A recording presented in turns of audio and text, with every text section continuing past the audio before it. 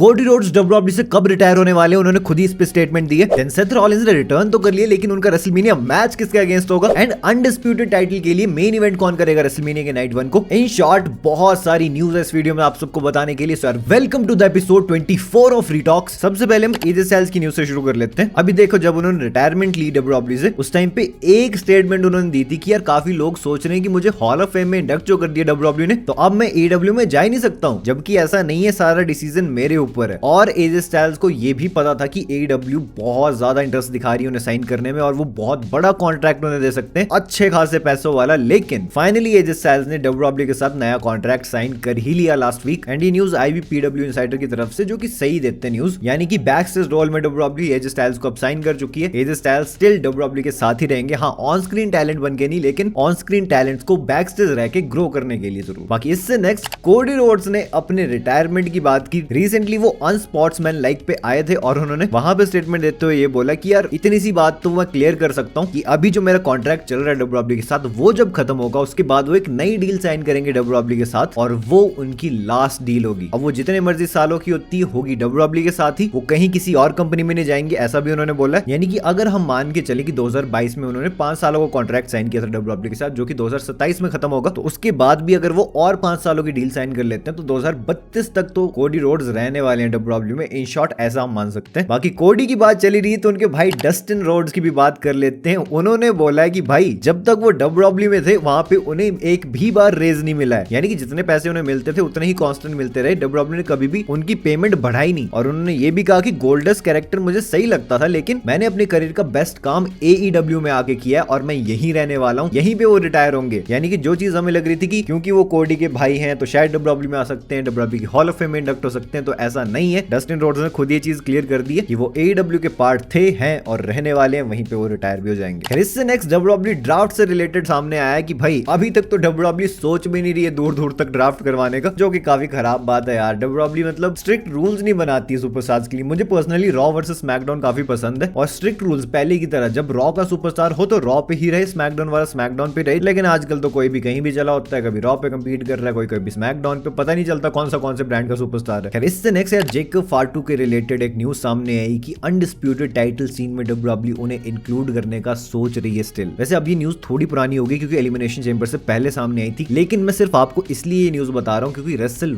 Verse ने news दी थी और आपको पता ही कि काफी रिलायबल सोर्स है। जब भी ये बताते हैं यानी वो चीज काफी हद तक सही ही होती है। तो अब जब कोडी वर्सेस ड्रू का मैच होने वाला है टाइटल पे स्मैकडाउन के एपिसोड में, तो वहां पे चुल हो सकती है। बट वही है कि भाई ये न्यूज एलिमिनेशन चेंबर से पहले सामने आई थी, क्या पता उसके बाद डब्ल्यूडब्ल्यूई ने प्लान्स चेंज किए हो। तो हाँ, इंटरेस्टिंग है काफी। क्या जेकब फार्टू को डब्ल्यूडब्ल्यूई इस टाइटल सीन में डालेगी, यानी स्मैकडाउन पे सब क्लियर हो जाएगा हमें। Let's see what we get. चलो रैंडी ऑर्टन की बात कर ही रहे हैं तो Randy Orton recently Pat McAfee show पे गए थे। वहां पे उन्होंने एक चीज बोली यार, जो कि काफी रिलेट करता हूं मैं उस चीज से। उन्होंने कहा कि यार केफेब अब डेड हो चुकी है। उन्होंने कहा यार मुझे समझ आता है, लेकिन मुझे बहुत नफरत भी है इस चीज से एंड सेम इमोशंस मैं फील करता हूँ केफेब के लिए। मुझे समझ आता है कि क्यों केफेब डेड है। आज के टाइम पे सोशल मीडिया है, सारी चीजें हैं, केफेब मेंटेन करना काफी ज्यादा मुश्किल हो जाता है। मतलब जो कैरेक्टर आप डब्ल्यूडब्ल्यूई में प्ले कर रहे हो वो हमेशा आप पोर्ट्रे नहीं कर सकते। तो हाँ, रैंडी ऑर्टन की तरह हम सब भी आप भी रिलेट कर ही रहे होगे कि हाँ हमें समझ तो आता है कि यार आज के टाइम पे जरूरी है करना, लेकिन केफेब डेड नहीं होनी चाहिए थी। बाकी इससे नेक्स्ट यार रेसलमेनिया कब और कहां होने वाली है बता दिया डब्ल्यूडब्ल्यूई ने। तो जो नाइट 1 होगी वो हमें यहाँ इंडिया के टाइम के अकॉर्डिंग बताता हूँ आपको, सुबह 4:30 बजे से देखने को मिलेगी और हमारे यहाँ नेटफ्लिक्स पे आने वाली दोनों नाइट 4:30 बजे देखने को मिलेगी सुबह से। बाकी इससे नेक्स्ट ब्रॉन्सन रीड ने खुद ही अपनी अपडेट दी, उन्हें सर्जरी करानी पड़ी यार वो आर्म वाली। लास्ट वीक एलिमिनेशन चेंबर से जस्ट पहले उन्हें रॉक एपिसोड पे जो इंजरी हो गई थी, और ऑब्वियसली ने टाइम तो लगेगा रिकवर करने में, क्योंकि जो टॉन्ट बाइसेप वगैरह होती है उसे रिकवर होते ठीक महीने लग जाते हैं। तो ये तो वापस नहीं आने वाले हैं, लेकिन विजन के दूसरे मेंबर जरूर वापस आ सकते हैं। अब सेथ रॉलिंस तो आ गए एज मास्क मैन, लेकिन ये चीज शायद मैं आपको पहले बताइए कि यार still WWE Seth Rollins versus Bron Breakker का मैच एक्सपेक्ट कर सकती है, क्योंकि ब्रॉन ब्रेकर को लेकर कोई भी रिपोर्ट वगैरह अभी तक सामने नहीं आई है। बीच में बताया गया था कि 6 महीने उन्हें लग सकते हैं, लेकिन डब्ल्यूडब्ल्यूई स्टिल अगर एक्सपेक्ट करके चल रही है तो at least it is the possibility कि भाई सेथ वर्सेस ब्रॉन हो सकता है। वैसे अगर नहीं भी होता तो सेथ वर्सेस लोगन हो सकता है, सेथ वर्सेस ऑस्टिन हो सकता है, बट एटलीस्ट स्टिल प्लान्स में है सेथ वर्सेस ब्रॉन डब्ल्यूडब्ल्यूई ने रखा हुआ। बाकी इससे नेक्स्ट डैनहाउजन के रिलेटेड मैं आपको एक छोटी सी चीज बता देता हूँ। जब वो डेब्यू करके आए थे डब्ल्यूडब्ल्यूई में तब तो उन्हें काफी बैकलैश मिला, लेकिन रॉक एपिसोड के बाद डैनहाउजन थोड़े से पॉपुलर हो गए, क्योंकि वहां से उनका कैरेक्टर कैरेक्टर थोड़ा पसंद आने लग गया लोगों को। एंड उनसे रिलेटेड ये न्यूज सामने आई है कि भाई डैनहाउजन ने एक मल्टी ईयर डील साइन कर ली डब्ल्यूडब्ल्यूई के साथ, यानी कि काफी सालों तक अब वो यहीं रहने वाले, जो कि बढ़िया इंटरेस्टिंग सा कैरेक्टर है उनका, जो कि ऐसे वर्ल्ड टाइटल मटेरियल तो नहीं बन पाएगा लेकिन अच्छे खासे सेगमेंट्स एंटरटेनिंग चीजें दिखा सकते हैं हमें। बाकी इससे नेक्स्ट इसके बारे में आपको पहले बताया, फिन बैलर ने हैंडशेक जो किया था सीएम पंक के साथ एलिमिनेशन चेंबर मैच हारने के बाद, बताया जा रहा है कि वो उनका फर्स्ट स्टेप था बेबी फेस टर्न की तरफ, यानी कि स्टिल वो हील साइड पे हैं। आपने रॉक एपिसोड पे भी देखा होगा जब उनकी डैनहाउजन से बात हो रही थी, उन्होंने बुरा नहीं बोला उनके बारे में, मतलब धीरे धीरे वो फेस वाली साइड जा रहे हैं और पॉसिबिलिटी काफी हद तक बनती कि हमें फिन बैलर वर्सेस डोमिनिक का मैच देखने को मिल सकता है रेसलमेनिया में, क्योंकि उन्होंने डोमिनिक की हेल्प भी नहीं की थी रॉक एपिसोड पे आईसी टाइटल रिटेन करने में पेंटा के अगेंस्ट। और भाई इससे नेक्स्ट बहुत खतरनाक चीज हुई है रिया रिप्ली और जेड गार्गिल के बारे में। अगर आपको अच्छा नहीं लगता वुमेन के बारे में सुनना और आप स्किप करने की सोच रहे थे, मैं तो बोलूंगा सुनो। रिसेंटली एक दूसरे के साथ मतलब थोड़ी सी बहसबाजी करने लग गई है ट्विटर के ऊपर, और उसमें जेड गार्गिल ने रिया रिप्ली के बारे में थोड़ा सा बुरा बोल दिया कि भाई वो क्रिएटिव्स के साथ बहुत टाइम बैठती, यानी कि एक तरह से वो बोलना चाह रही थी कि रिया रिप्ली खुद को काफी ज्यादा पुश करती है अपने अच्छे रिलेशंस बना के क्रिएटिव टीम के साथ, तभी उन्हें डब्ल्यूडब्ल्यूई बार बार अपॉर्चुनिटीज देती है। और रिया रिप्ली हो गई इस पे ऑफेंड ठीक ठाक ही, उन्होंने स्टोरीज वगैरह में डाला है कि भाई किसी भी सुपरस्टार के रियल लाइफ कैरेक्टर के बारे में सवाल नहीं उठाना चाहिए, फोर्थ वॉल ब्रेक करके एक्सेट्रा एक्सेट्रा। और रिसेंट रिपोर्ट्स के अकॉर्डिंग ये जो रिया रिप्ली और जेड गार्गिल के बीच इशू हुआ है ये स्क्रिप्टेड नहीं है भाई, ये रियल है। जैसे कि डब्ल्यूडब्ल्यूई अच्छा खासा प्ले करेगी अब स्टोरी लाइन में, मजा तो आएगा देखने में। अच्छा है, अगर जिस किसी का इंटरेस्ट नहीं भी होगा इस फ्यूड में उसका भी इंटरेस्ट आ जाएगा। खैर बट बताया ये भी जा रहा है कि जेड गार्गिल को काफी ज्यादा क्रिटिसाइज किया जा रहा है बैक स्टेज डब्ल्यूडब्ल्यूई में कि उन्हें ऐसा नहीं बोलना चाहिए था रिया रिप्ली को लेके कि वो अच्छे रिलेशन का फायदा उठाती है टॉप पे जाने के लिए डब्ल्यूडब्ल्यूई में। अब जो भी है ठीक है यार, मैं तो बोलता हूँ कुछ भी चल रहा है इन दोनों के बीच रियल लाइफ में ही हुई हो चीजें, इससे स्टोरी लाइन में तो इंटरेस्ट आ रहा है ना यार। लास्ट ईयर भी टिफनी और शार्लेट के बीच हुए नहीं थे पंगे, उससे आ गया था ना इंटरेस्ट उस स्टोरी में जब था भी नहीं, तो वैसे इसमें भी आ गया, बढ़िया बात है। नाउ इससे next WWE hall of fame की डेट अनाउंस कर दी गई है अप्रैल 17, यानी कि हमारे यहाँ पे अप्रैल 18 को देखने को मिलेगा हमें ये शो। और इस बार तो भाई एजे स्टाइल्स, स्टेफनी मैकमैन, बहुत कुछ है, मजा आएगा देखने में। बाकी इससे नेक्स्ट गुंथर का मैच किसके अगेंस्ट होगा? मुझे लगता है वो ड्रैगन ली के अगेंस्ट कंपीट करेंगे यार रेसलमेनिया में, इतना तो नहीं गिराना चाहिए उनको। करंटली बताया जा रहा है कि उनके लिए कोई भी प्लान्स नहीं है डब्ल्यूडब्ल्यूई के पास, और एक्सपेक्ट किया जा रहा है कि या तो वो ओबा फेमी के अगेंस्ट कंपीट करेंगे, या तो ब्रॉक लेसनर के अगेंस्ट, या तो रे मिस्टीरियो के अगेंस्ट। अब मेरे हिसाब से रे के अगेंस्ट तो तभी करेंगे अगर रे को रिटायर करेंगे, तो ब्रॉक और ओबा हो सकते हैं वो सुपरस्टार्स। लेट्स सी डब्ल्यूडब्ल्यूई किस डायरेक्शन में जाती है एट द एंड। खैर प्लान्स ना होने की बात तो रॉय स्कीज को भी लेके सामने आई कि डब्ल्यूडब्ल्यूई को पता ही नहीं कि इनका करना क्या है। मैंने बताया था ना आपको कि डब्ल्यूडब्ल्यूई को साइन करने से पहले पता ही नहीं था कि उनकी एज 42 है, वो उन्हें 35 समझ के लेके आए हैं कंपनी में। मेरे हिसाब से वही चीज हो सकती है, क्योंकि ये न्यूज भी रेसल वोट्स की तरफ से ही सामने आई है। अगेन मतलब पक्की बात है कि भाई डब्ल्यूडब्ल्यूई का सच में प्लान्स नहीं उनके लिए। खैर इसके बाद यार ट्रिक विलियम्स अभी काफी ज्यादा ओवर हो रहे हैं डब्ल्यूडब्ल्यूई में, तो डब्ल्यूडब्ल्यूई सोच रही है कि उनका बे फेस टर्न कर दिया जाए, जो कि अच्छा ही डिसीजन होगा मेरे हिसाब से। और बाकी वो सोच रहे हैं कि सैमी ज़ेन को अब हील में बदल दिया जाए, यानी कि डबल टर्न डब्ल्यूडब्ल्यूई करने का सोच रही है, जिससे कि इवेंचुअली वो Trick Williams versus Sami Zayn का मैच करवा सके रेसलमेनिया 42 में। एंड एट द एंड यार कोडी वर्सेस ड्रू के मैच में कौन जीतने वाला स्मैकडाउन के एपिसोड में? तो यार कोडी रोड्स अभी फेवरेट है जीतने के लिए, और बताया ये भी जा रहा है पीडब्ल्यू इनसाइडर की तरफ से न्यूज सामने आई कि Randy Orton versus Cody Rhodes expected है रेसलमेनिया 42 के लिए एक सिंगल्स मैच। मतलब मेरे हिसाब से तो लगता है डब्ल्यूडब्ल्यूई, मेरे हिसाब से तो मुझे लगता है कि डब्ल्यूडब्ल्यूई ट्रिपल थ्रेट भी करवा सकती है Randy Orton, Drew McIntyre, Cody Rhodes का, क्योंकि कोडी रोड्स को काफी बैकलैश मिलेगा अगर वो चैंपियन बन जाते हैं और ड्रू साइडलाइन हो जाते हैं तो। बाकी फिलहाल जो न्यूज थी वो मैंने आपको बता दी, डब्ल्यूडब्ल्यूई सिंगल्स मैच प्लान कर रही न्यूज के अकॉर्डिंग। आप बताना कमेंट सेक्शन में अपने थॉट्स ओपिनियन सबके बारे में। इंटरेस्ट अगर आपने मेरी लास्ट वीडियो देखी है जिसमें कि मैंने कोडी रोड्स क्या बहुत ओवर पुश किए जा रहे हैं इसी बारे में डिस्कस किया था, जानना है देखना है, काफी इंटरेस्टिंग और कंट्रोवर्शियल वीडियो ये रही आपके सामने, से जल्दी क्लिक करो और देख लो इंटरेस्ट। अब मैं आपसे मिलता हूं अपनी नेक्स्ट वीडियो में एक बहुत ही इंटरेस्टिंग टॉपिक के साथ। So until that time this is जय